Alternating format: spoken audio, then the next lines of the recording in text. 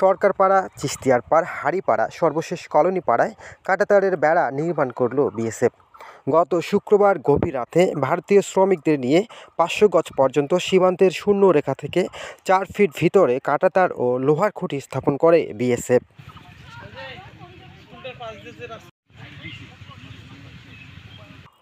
চলতি মাসের 10 জানুয়ারি লালমনিরহাটের পাটগ্রাম উপজেলার দহগ্রাম সীমান্তে আন্তর্জাতিক আইন লঙ্ঘন করে কাঁটাতার ও লোহার খুঁটি স্থাপন করে বিএসএফ। পরে বিজিবির বাধায় তা বন্ধ হয়ে গেলে গত শুক্রবার গভীর রাতে একই কাজ করে ভারতীয় রক্ষাকারী বাহিনী বিএসএফ।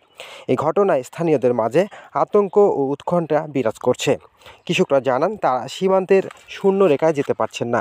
সেখানে আবাদি জমিতে পরিচর্যা করতে গেলে হুমকি প্রদান ও অশ্লীল ভাষায় গালিগালাজ করছে বিএসএফ। এই ঘটনার পর বিজিবির সতর্ক অবস্থান রয়েছে। লালমনি পোস্ট।